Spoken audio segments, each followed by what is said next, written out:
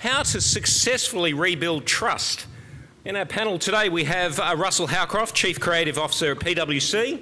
On your right-hand side, next to him is Dr. Simon Longstaff, Executive Director of the Ethics Centre. Of course, you've met Brad Cooper before. Brad Cooper, CEO of BT Financial Group, and Ming Long, Independent Chairman of AMP Capital. And to moderate this, on your right-hand side, please welcome back Sally Loane.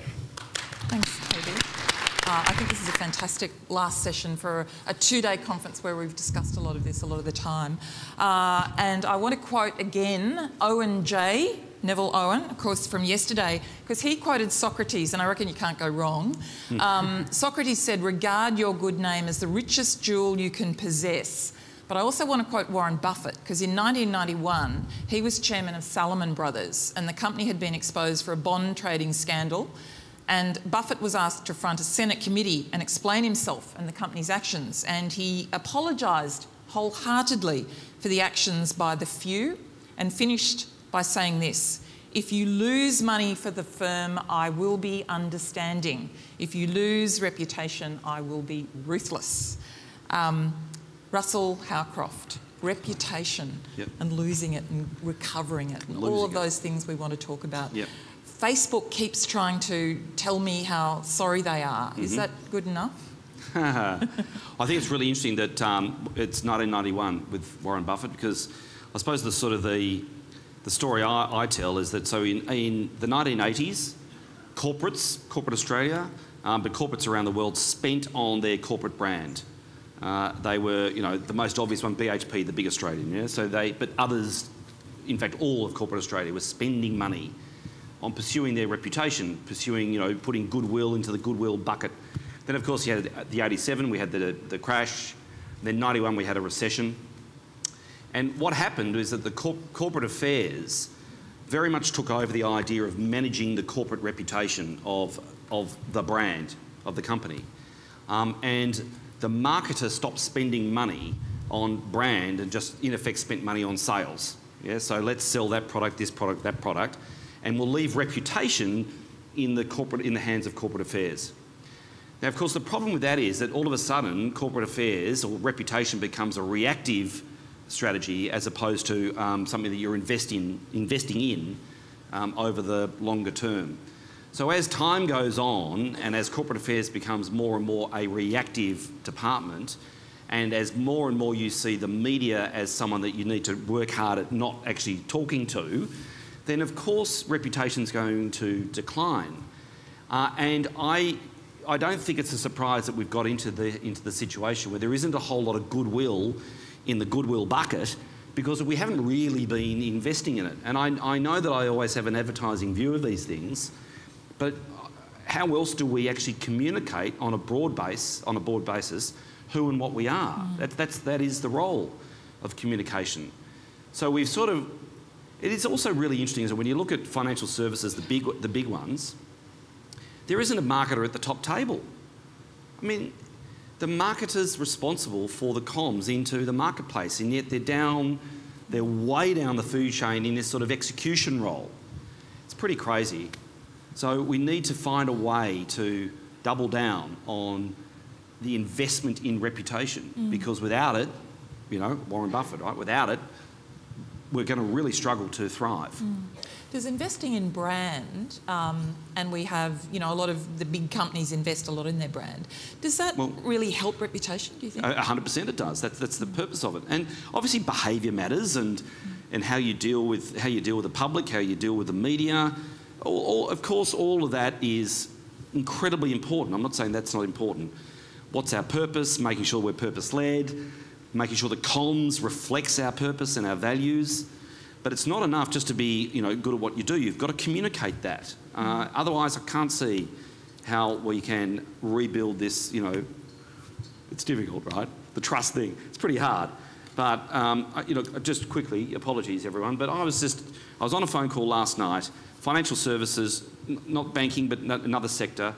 And the conversation was around reducing their budget by a substantial amount.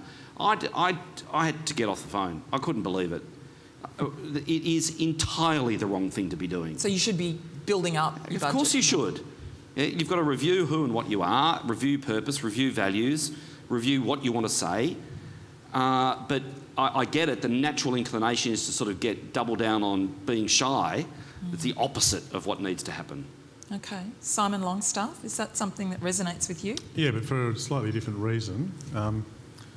Russell is right, but I get the order of these things slightly different. Firstly, the reason why he's right is that when you think about the concept of trust, it's impossible to confer trust upon a person who has no defined identity, who makes no promises, who creates no expectations for how they're going to behave themselves.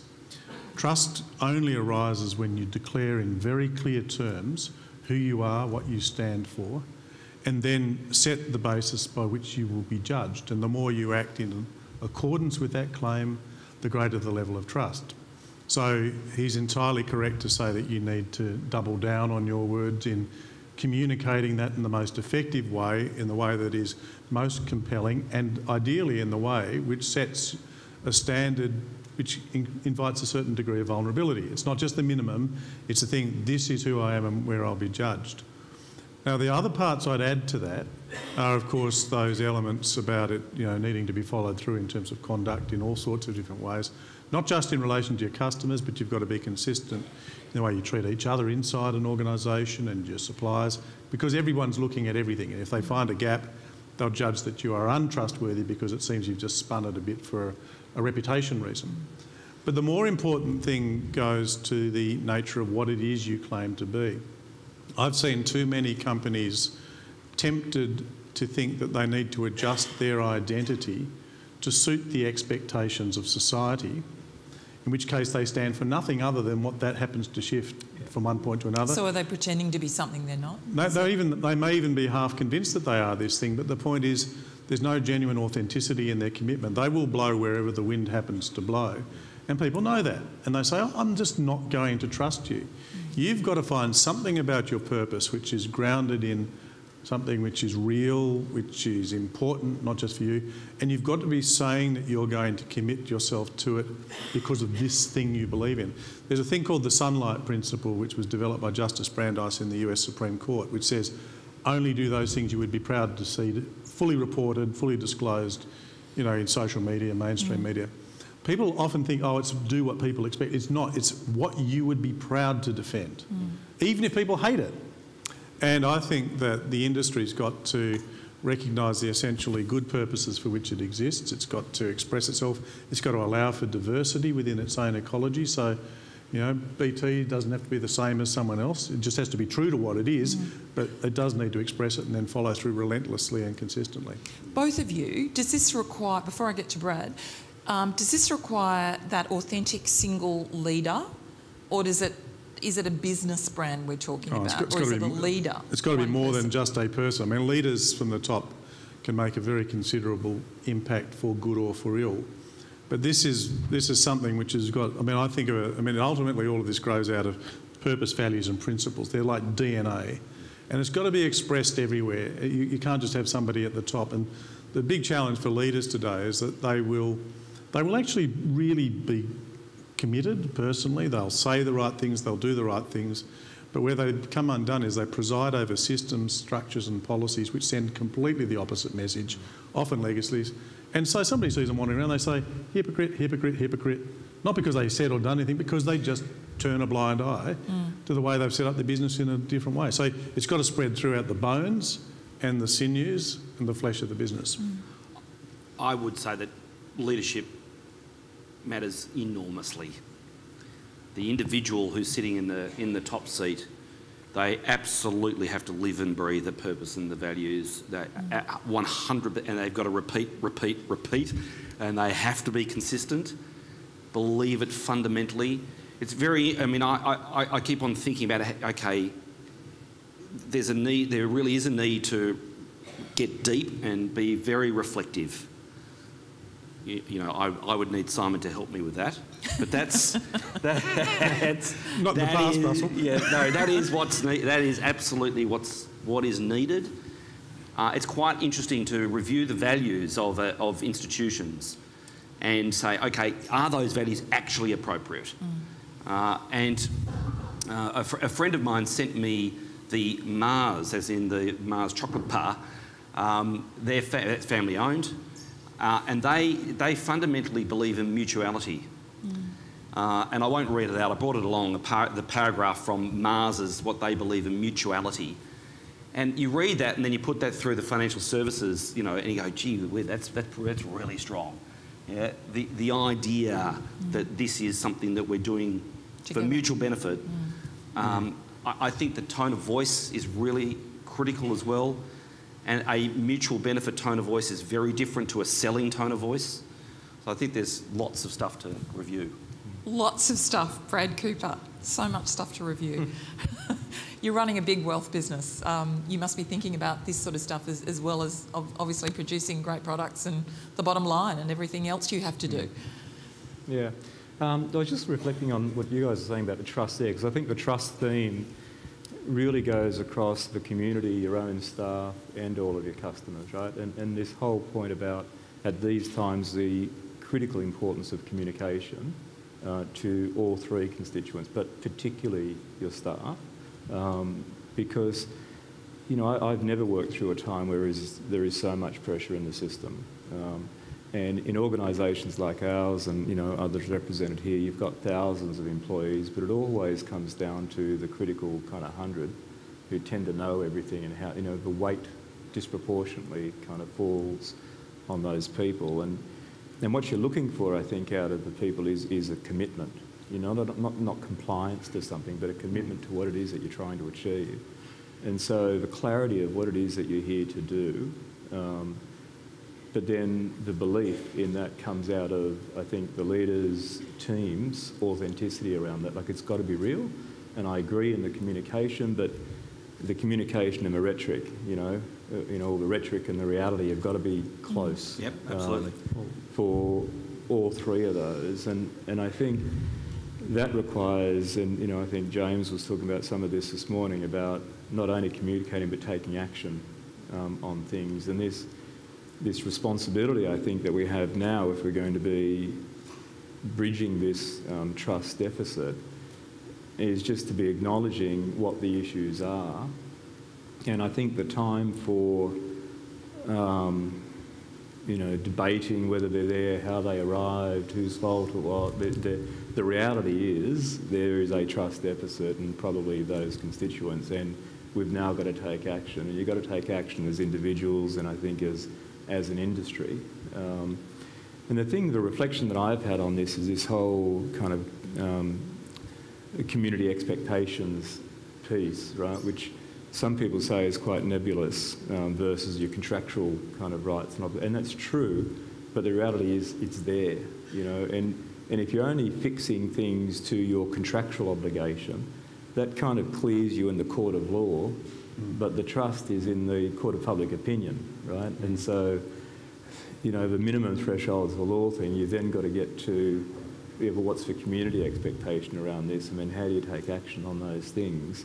And then I think we've just got to do a better job of getting the better stories out there.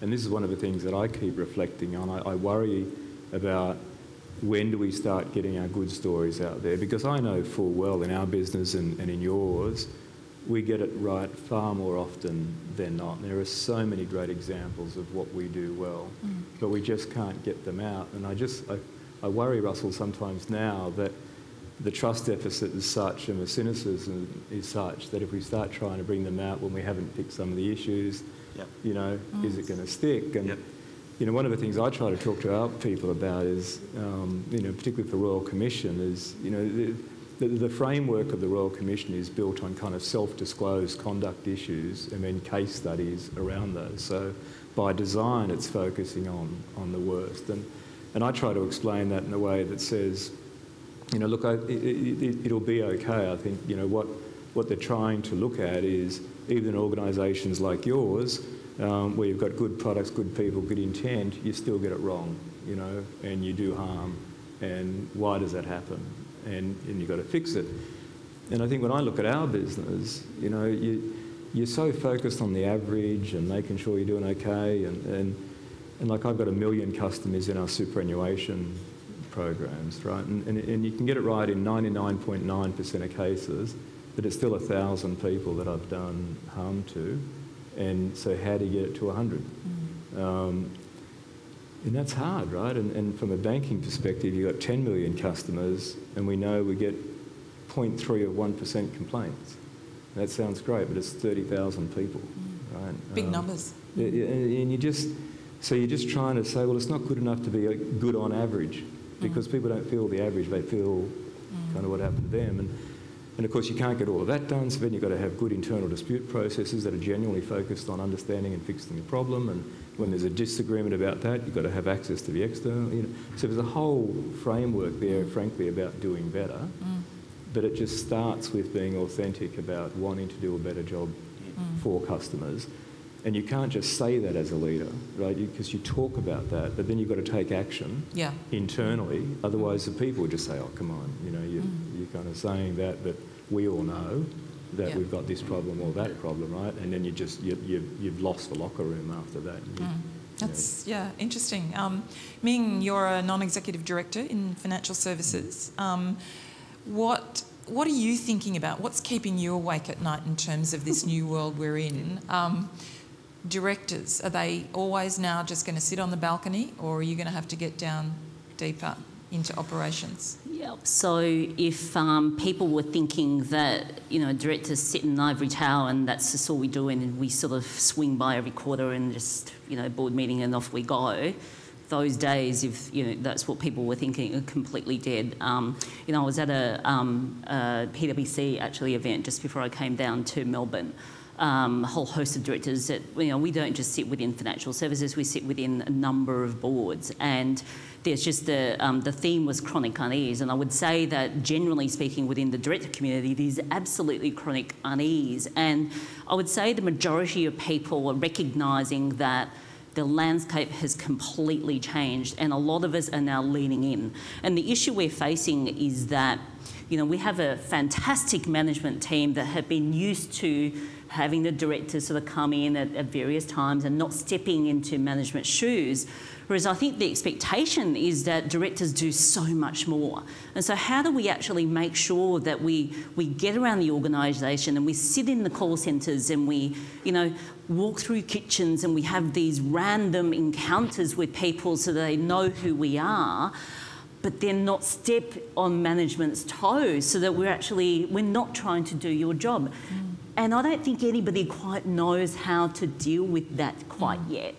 One of the things I'll absolutely point out is, some of the comments I make today is not necessarily a comment around AMP sort of capital, but just more generally within the boards I'm in. I would say my observation around the financial services industry is that, and I've talked to a lot of people that are here, there's just that sombreness and everyone's feeling that pain. And I've seen that in AMP. There's just that the intensity of the pain just because they've been on the front page is acute. And it's quite intense. And I've seen a range of emotions from people, from being really angry to, I just don't know what I'm going to do now, to, the despair, which I just think, wow, it's in some respects, I'll look at that and I think, that's really good that you're feeling that. Can you just steep yourself in that for a little bit longer? Because I want you to remember this moment and never forget it. Because we have an industry here that is critical to the financial well-being of Australians. We cannot live without money. You are an essential service. So if we're not thinking of ourselves as with that sort of level of purpose and the consequences of our actions, then there's really something wrong. So, absolutely feel the pain, but not just for yourself or the lost reputation or, what does that mean for me? Feel that pain for the clients and the customers that we've hurt. Because some of that, and I listened to some of the stories within the Royal Commission, I don't know how you bring them back from where they were. Some of that sort of stuff that where we hurt them is long-lived. And I would hate that to happen to you or to the person that you love the most. And I think of our customers from that perspective, that they are someone's mother or father or grandmother, someone you deeply love, and that is my job, to ensure that they are being looked after as stewards, as fiduciary, because it's not my money, it's theirs. And I think, you know, when I'm thinking about the communication piece, more often than not, certainly within the director community, the role models, majority of the role models I've had in the past would never engage with media. It's just not common that you would see directors out there speaking on media on random stuff. There are a number of us, so I actually do that. But it feels like I'm out there right on the limb, because my executive career, you were told, don't talk to them. You know, you always had your corporate comms. Yeah, don't go on Twitter. Oh my God. You know, have your corporate comms there. You have your legal person there, and it just, the spin and the legalese that comes through, you lose all that authenticity. So there were a couple of role models, and I do follow them. I am on Twitter, you know, and I do. ABC drum, probably not as good as Gruen, but, you know, I'm on the drum every now and again, just talking about generally things that I care about within the community, like inequality and the fact that we've got 13% of Australians living in poverty. How is that the case in such a successful country? So there are times, I think, now where, you know, I agree with you, it's not just an individual leader that people need to see. They need to see multiple people within an organisation. What do you stand for? You know, as an individual, if I put you in that spotlight, would they know, would your clients know, what do you care about? That's not just, you know, call me when you have something to sell to me. Do you actually genuinely care about what my goals are, what my life goals are, where I have challenges and where I'm actually really feeling some pain? I'm not sure if that's necessarily the case. There's a lot in there, and I know you all want to comment on. I don't know who that is, but anyway, I'll pay you later. I know there's a lot that you've unpacked there, Ming, and I know everybody wants to comment and throw their bit in. Russell, I'll start with you, and then Simon and Brad. Well, slightly obscure story. So Jack Grimes was made the captain of the Melbourne Football Club, aged 21 years of age, and I went out to dinner with him, and he said, how come when we do media training, it's as if the media is an enemy? Yeah. So this is a footballer who's only got good stories, really, and the media wants the stories, and yet all of us that follow football know that footballers talk as if, like, oh, you know, I can't say too much here. And it really resonated with me enormously, because all media training that executives go through goes through this prism that the media's out to get you, or that you shouldn't, you know, give, you know, they're nervous. This is crazy. What about social media? Should CEOs and directors be out there on social media? Yeah, of course they should be. Yeah, because we need to have the dialogue. We need to be open, and we need to communicate, and of course a lot of us have got investments, and so of course we need to know what's going on. And the notion that so sure, if there is a reason for the media to go you, they'll go you. Of course they will. But the idea that our training is based on negativity, I think, is contributing to where we are right now. We need to get ourselves a different stance with the media. And chief executives and executives, they need to see the media as an opportunity.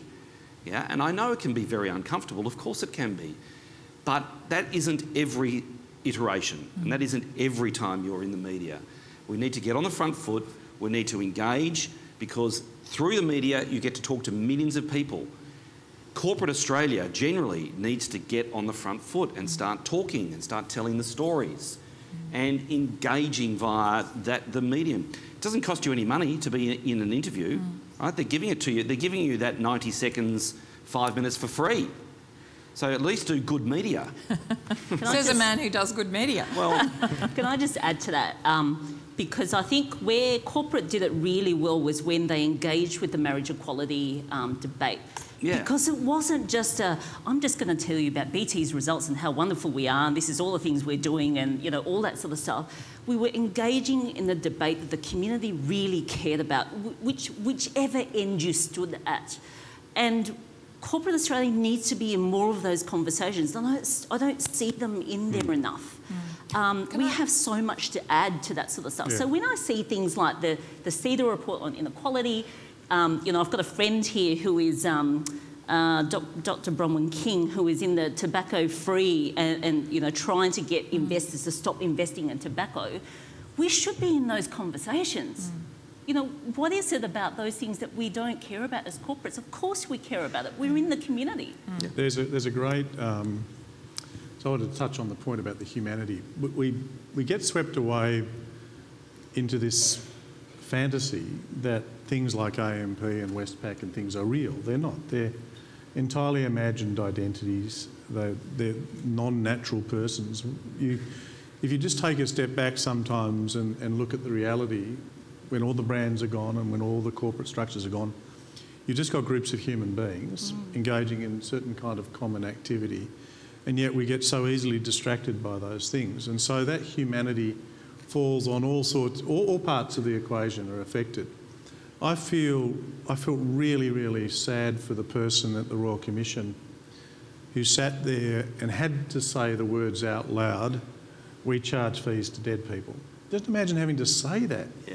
And you realise in that, a court with a camera. Yeah, the whole world, that's who you've become, that's what you've done. I mean, that's a crushing thing to have to do. Whether they were directly responsible or not, they carry that. I think about the stories we've heard, and they are the small exceptions, but their lives. And I think about the fact that, and I know when this disappearance of the CEO happened, it was after Hugh Morgan was the last of the citizen CEOs who, a lot of people didn't like his politics, but he used to go out there and he would engage in public debate, and he was told to get back in his box by his board because he had to speak solely for the interests of the corporation. And so CEOs, let alone directors, completely vacated the field. And so when any of them stand up, they're not seen as a citizen, and yet they are. Yeah. They're just seen as a spokesperson for their company. So my view is that if we were to just take a step back and look at the underlying truth, the reality, the actual flesh and blood people in this thing, it would have a hugely powerful effect. Because then you'd tap into something that we all understand about, that kind of that authenticity of it, we can relate to, and then let the image come back if it needs to for certain functional purposes, but don't pretend that they're real or that they should dominate the judgments we exercise. It's difficult though, Brad, isn't it, when the media just says big business is terrible. Big business, as though it's supposed, you know... As if it's real. Yeah, so as a CEO, you have to make decisions about, you know, how do we strengthen trust? You made a decision recently at BT, and that was to do something that was an absolute decision about grandfathering. And you also, in the same breath, said, and it's going to cost the company. What was the feeling around the company and the staff and the humans behind that decision? Can you just take us into that a bit, because it's quite interesting. So it's a conversation we've been having, you know, for a long time, and I think it's a difficult conversation, I think, for many, because it's a kind of a hangover from the FOFA discussions and the contractual rights that, you know, people have, and the inability to kind of extinguish those, and we're having all of these conversations, and the reality was that for our own financial advisors, that wasn't the reality, right? That it was within us to be able to make the call on that. And so it's one of these things, I think, about the authenticity piece, is if you say you're going to do the right thing and be fair and aware, can you make these changes? But you're right, for us to extinguish the conflicted remuneration, you know, pre-2013, that's $40 million to us, $40 million per annum. So it's a pretty big cost. But I guess and before people kind of get cynical about that, the reason that money isn't sort of, that's from us, because our financial advisors are on a base salary or moving to base salary STI kind of scorecard arrangement. So that is, you know, commission structure, but we're fully rebating. So they're either getting it in higher fees or lower costs. So it's a real 40 million. But we just felt like if we were going to be consistent in stepping up to the issues that are there today, grandfathering is just so obvious that the grandfather commissions are going to disappear, and are we going to wait for somebody else to come in and tell us how to do this, or do we just bite the bullet and get it done? And so we took the decision we did, and we've announced that, and we're busy executing it. And how did your people feel about that? And that's what I was going to get to. That, and I think the recent decision on the pricing on the platforms, those two things. So that was 70 million, and that's 40. So that's $110 million of revenue each year, right? So, you know, I was struck when you spoke earlier, Russell, that you've got to spend money. You know, sometimes it's not spending money on the advertising, you're spending money kind of on those types of things, just fixing it.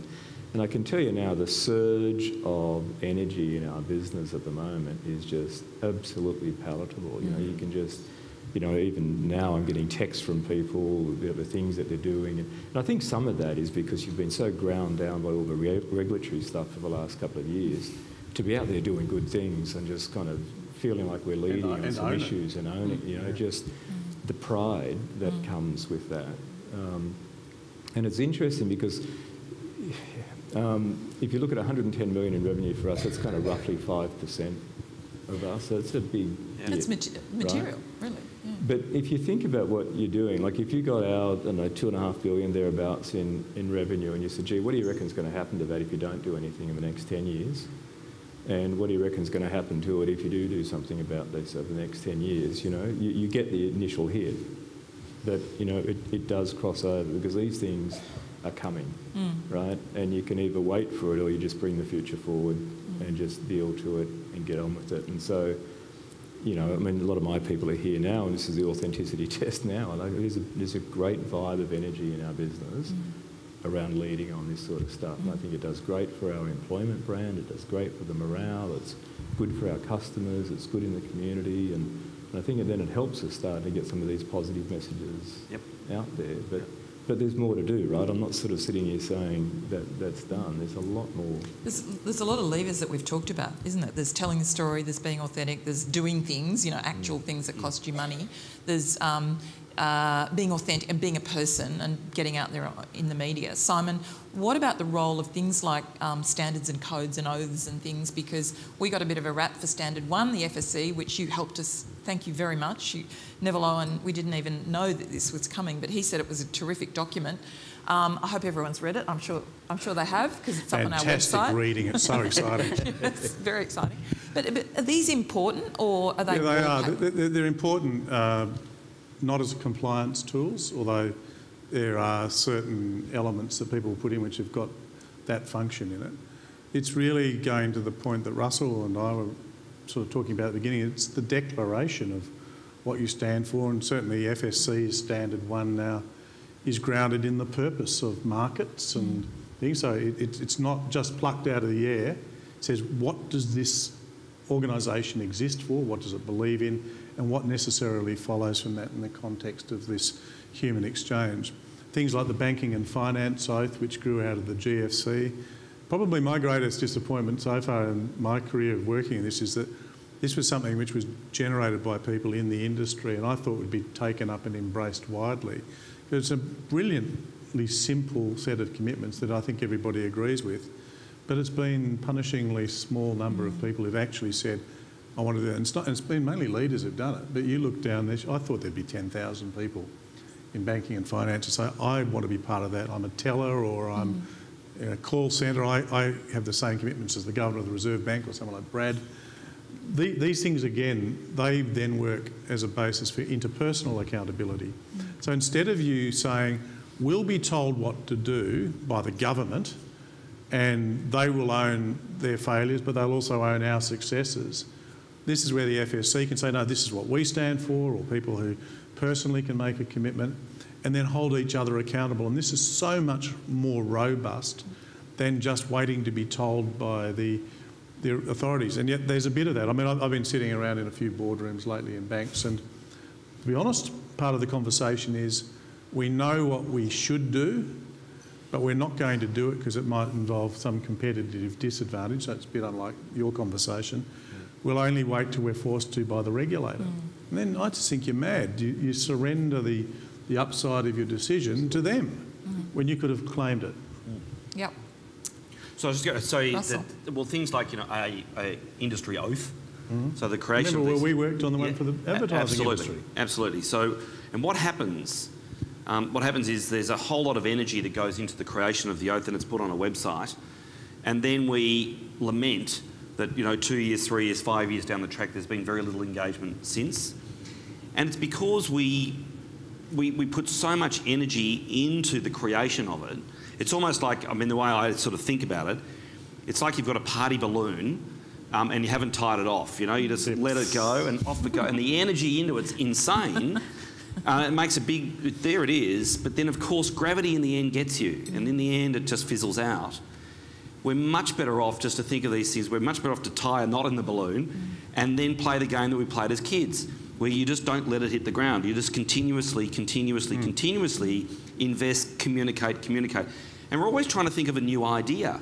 So the oath, the banking oath, you've created it, it exists, I'm sure it's awesome. That's the idea, it's there. But now it's about relentless communication of it. And it's communication of it forever. It's into infinity. It's not, let's have another idea. And we do this all the time. My God, the amount of energy that goes into something, and we think we've done the job when it's launched, that's just the start. Because gravity gets you. So we've got to think of it in a different way. Okay. I want to, on Gruen, you get advertising companies and you bring them in and they do stuff, and it's really, I love that. Thank you. It's good, isn't it? Yeah, it is. It's the best part of the show. It is, because you give them really wicked problems. Yeah. So trust in financial services. Could you do that on Gruen? Could you help us out? Well, only if the issue there is, of course, that it's all about taking the piss. True. So True. We're not quite ready for that. Yeah, I don't think so, because it would be. We're still sensitive. Yeah, the pitch would have to be around, a higher moral order or something like that, and that would. Everyone would just get a good laugh out of it, but I don't know that would actually do anything in terms of. We might leave that changing for a year the shape. But I'll tell you, there is an important point there. I'm probably one of the greatest advocates for the advertising and communication people that Russell came from. And part of the problem is they don't take themselves seriously enough about their skill set. You see it on Gruen, and we have a bit of a laugh. But I tell you what, this is an industry with its strategic insights, its capacity for communication. I actually thought that we should, and I tried to do it, but it wasn't successful, create the equivalent of a Médecins Sans Frontières for people in advertising. Just imagine around, Ebola breaks out and you want to communicate people. So true. Getting men to use condoms in Africa or something. And these are really challenging ideas, and they should be harnessed for something like the storytelling and things within this kind of industry, because they're geniuses when it comes. They've got really high skill sets. Well, I'm going to appreciate that, but also say, you're right, you are right, that the creative industry, the advertising industry, is capable of changing the discussion and reshaping it. The issue is you need someone who's willing to buy it, and you need someone who's willing to invest in it hard forever. And this is a fundamental issue with changing behaviour, changing perceptions, changing reputation. We are forever doing the party balloon without the tie in the mouthpiece. It is I was thinking about BT. BT actually had one of the all-time great campaigns. Yeah, John Bevins, 25, 30 years ago. Back page of the Financial Review, probably once a week, long copy, brilliant, absolutely brilliant, telling stories about the services that were provided. Stunning. You shouldn't have stopped. Genuinely, we should still be looking at long copy, full-page ads in the Financial Review. It's so interesting how... They've just joined with Channel 9. Oh, you did it the other day. This is one on page 3. BT did one the other day. Yeah. But it's interesting how we kill good ideas all the time. And yet... It goes back to your point, Ming, about having a market around a board table. Here we are. Amazing. You talked people who know about story, because story and great ads evoke huge emotion. Brad and I were talking about the Westpac helicopter. I literally cry when I see it. It's got to be real. It's got to be, the underlying substance has got to be real, though. I know, but imagine this. So you are an advertising person. You have created a campaign that you know is only going to do good for the institution that you're working for, and yet you're 3 rungs, 4 rungs, 5 rungs down from the decision maker, and you get a phone call, oh, they don't like it. And if you had no opportunity to actually inform them why it's right. It's terribly frustrating, and the opportunity to create value is lost.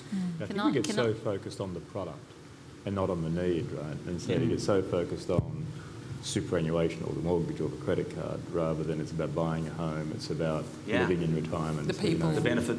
Yeah. Can I just jump in for a second just on that particular point? Because I think at the moment, probably the scepticism in terms of whether that investment's going to pay off, or whether the community is going to say, oh, look at them, they're just so fake. Of course they're going to say, you know, they're fabulous. I don't believe a word of it, right? Yeah. Whereas I actually think, probably to what you said, Simon, is that there is an element where the company actually doesn't exist, and it's your personal brand that's on show. And I actually do think that customers will probably invest in you because they trust you and they know you, where they don't even trust the company. And if you're doing the ethical thing, if they know that you personally signed up to the banking and finance oath, that your word is your bond, they're more likely actually to trust you but not the company. Yeah. So I would say right now, it's actually the time to invest in your personal brand with your customers, because probably the companies are not going to necessarily spend that money. I think that will come back, because I think there is just that, there's just that scepticism in terms of we're spending so much on regulation, trying to comply, trying to clean up stuff and all that sort of stuff. I get it. That maybe it's not necessarily the front of mind priority, but you can invest in your personal brand now. It doesn't cost anything. Yeah. Sorry, you've made me think of Bunnings Warehouse. Yeah. So, the best advertiser in Australia. So the authenticity around their messaging, the behaviours that they are actually portraying on the television screen that are then reflected when you go into this, it's seamless. What happens in the store and what happens on the television, does anyone not know lowest prices are just the beginning? Right? Relentless, consistent, and of course there's an organising idea that within Bunnings, they know that when they walk through the door, they are providing a service which is lowest prices are just the beginning. So there is a amazing, seamless, from the TV to the experience to the acquisition, incredible. It's incredible, isn't it? So the notion of personal brand, I completely agree with, but they've taken it to the next step and made that. They've got real people in those ads. I know. They're real I mean, there's no fake model there trying to say lowest price, all that sort of stuff. It's like they're real people. How good is it? Yeah. And my old ad world, they go nuts when I say that they're the best advertiser in the country, because it's like, where's the chopper and where's the canned gold? It's not that sort of shots. Yeah, it's not that sort of advertising. Yeah. It's just, but it is outstanding advertising. There's just one other thing I want to say, which is to pick up the point around the moment we're in. And this is a little bit of me sharing through having lived through GFC, and I was working at an organisation where, even the banks didn't think we were going to survive. So you're pretty much in the trenches with your colleagues trying to fight for your company to keep the whole thing alive long enough to last a financial crisis. And in a lot of respects, I see that now, and I see elements of it in AMP Capital, where I see people feeling all of that pain, and they start bunkering down together as comrades. We're in the trenches now. And I think the Royal Commission becomes a catalyst for our entire industry to leap forward. If you've lost a game 100-0, you're going to do something about it. If you lost a game by 2 points, I'm not going to try so hard. But if you've lost it 100-0 and you're going to go through all of that pain again, if you're going to lose again, wouldn't you do something about that? So I actually think harness all of that energy that you have, that anger or emotion, all that sort of stuff, that personal branding you can get out there, because now's the time to actually make that difference. And it's this time where leaders will stand up and leaders will be made, and I hope it's you guys. Would anyone like to sort of just close on perhaps a couple of things? Ming, I think that You've left us with that idea of harnessing that energy, building your personal brand, Russell's storytelling. Brad, just a couple of things. You've done some real work which involves pain. What's sort of top of mind for you? Oh, look, I think it's still so much more to be done, right? It's and I like the Bunnings thing. I think is fantastic, but imagine you're walking in there and it wasn't the lowest price. Yeah. Right. The whole thing's dead. Yeah. And so I still worry about that, and I think, you know, I'm probably the longest serving, I think, in a leadership role within a wealth role, and so I've been through this since the kind of pre-development of FOFA and all the way through, right? And it's been hard work, right? And you know, I think we've taken some moves recently, and we've got a process going through the organisation where I just don't want to be going through this, you know, stuff again, right? And so, you know, to the point about what else is there, I mean, everybody's got, you know, where are the returns not high enough, where are the fees too high, what are the complaints that have been outstanding for too long, whatever. Because it's this thing about what do you now look at? You can't keep looking at the average or how we've normally performed, right?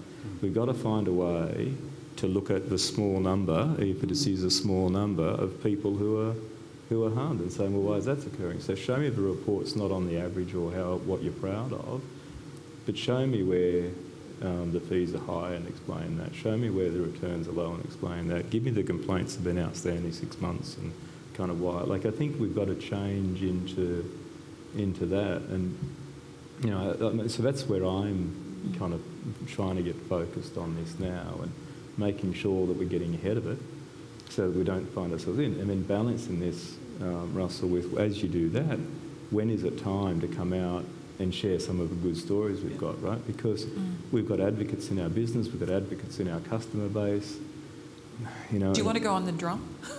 But I think it's also sharing where I think the community wants to see accountability, and they want to hear that you've held people accountable. So even if it's not, I fired X, Y, and, you know, that individual, we have actually exited X number of people from the organisation for, you know, for whatever reason. It's all of those things, but it's also being proud about the essential purpose. And that's got to be remembered. You get caught so much up in the day-to-day stuff, you forget why somebody years ago created this. Take the market. You know, you've got a Ford in a stream. There's two people. One's hungry, one's cold, one's got wool, one's got wheat. They exchange. It's a wonderful thing for the benefit of those people and that system. There's an underlying reason for why these things were created. It wasn't just somebody said, oh, that's a good idea to make a buck. There's something there, and I think it's got to be interrogated, recovered and celebrated as a wonderful achievement with all these other things in there. But I think that the lash only lasts for so long. After people have been in shipwrecks and plane crashes and all the rest, necessity drives them on, and then people are left at the end of the process and they say it's got to have been for something more than just that. And what kicks in and sustains people then is the sense of a purpose which they have survived to discharge. And that's what lifts people at that point. And I reckon maybe it's a bit too soon to be thinking like this, but that's what needs to be found, it needs to be invested in, and people say, that's why we went through this pain. So it's not just we lost, but we continue to exist for this really good purpose. Yeah. And can we tell that in a story, in a simple story that we can, that's genuine and we don't get skeptical? I just told one about the market. How simple was that? I love Absolutely. that. How I'm good still is that? thinking about that. Yeah. Yes is the answer. Yes. And someone will crack it and they'll get an advantage from it. Ladies and gentlemen, we've run out of time. Thank you for your questions and thank you for your attention. And can I please thank the panel? Such a great topic, and you all came from it from different perspectives, from your different areas of the profession. It was really fantastic. Thank you so much. Cheers. Thank you.